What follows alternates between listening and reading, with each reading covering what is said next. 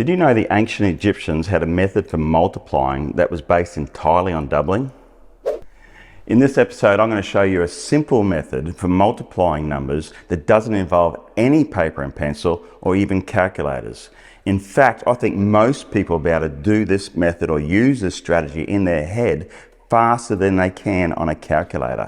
It's called doubling and halving, and if you hang around to the end, I'm going to show you a simple game you can use to consolidate that way of thinking.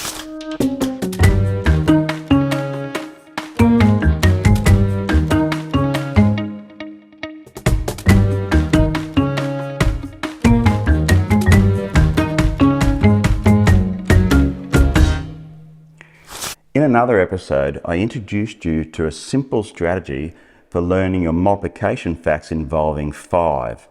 It utilised a dot card like this, an array card like this. And when you saw a fact involving 5, it encouraged you to double one dimension to make 10. And then that made it a lot easier to calculate in your head. And then you simply halved the product to figure out the fact involving 5. After your students or child have learned this strategy, you can extend it to greater numbers. Look at this array.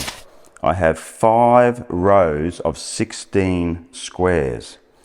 To figure out the total area or number of squares, I could multiply by 10 first to get 160 and then halve that, which is simply 80. But instead of doubling one dimension and halving the product, I can also double and halve the dimensions themselves. Let me show you how. Let's start by cutting this dimension, the 16, in half. Now this is a very important question to ask your students or child. By doing that, have I changed the total number of squares? No, I haven't. If I rearrange it like this, I've doubled the other dimension. Now I have 10 by 8. Are 10 eighths easier to figure out in your head than 5 16s? Absolutely. Now let's apply the same strategy to two two-digit numbers.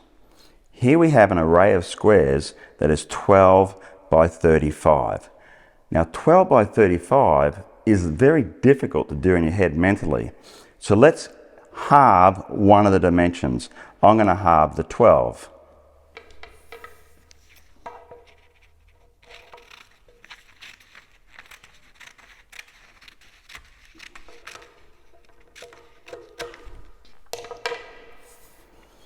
Here's a very good question to ask yet again. By cutting it in half, have I changed the total number of squares in the array? No, I have not. Have I changed the area of the array? No, I have not. Now that we've halved that dimension, let's rearrange it so we can double this dimension. Now I have 6 by 70. Is 6 by 70 easier to calculate than 12 by 35? I think so. If I know 6 by 7 ones is 42, then 6 by 7 tens must just be 10 times greater. That's 420. And this is the game I created to help consolidate that thinking strategy. You need 2 blank cubes. Most schools have those, but if you're at home, just get 2 standard dice and buy stick-on dots. Cover each face with the stick-on dots and write these numbers on the faces.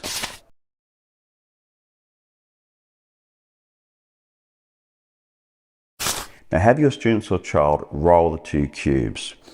Start by doubling one number and halving the other. I will always halve the even number. Suppose you roll 14 and 45. Have your students or child verbalize their thinking. I want to hear them say 14 times 45 is the same as 7 times 90. And then they cover that up on the game board. 7 times 90, I look for it. 90 times 7 is the turnaround. That's the community property. I would cover that up. Then the other player will have a turn. They might roll 16 and 15. Again, encourage them to verbalize their thinking. When they see 16 times 15, I want them to say 16 times 15 has the same value as 8 times 30. And then they find that expression on the game board. 8 times 30, oh, that's the same as 30 by 8. Here it is here. The first player to get 4 in a row horizontally, vertically, or diagonally wins the game. In the links, I provided a version of this game and an extension of this game where there are no expressions at all. There are simply products, and they have to apply their thinking to actually calculate the product. So this is what I want you to do. Your students or child needs hands-on experiences so they can truly understand how the strategy works. So give them arrays with dimensions like these, where they can cut one dimension in half and rearrange the two pieces to make another array which has the same area. 2. Have them write number sentences to match what they just did. For example, they might write 14 times 35 has the same area as 7 times 70, and then repeat that many times. 3. Allow them to play the games that I've provided to help them consolidate the thinking. And finally, if you found value in this video, go ahead and subscribe to the channel today to make sure you never miss another learning moment with me. See you next time.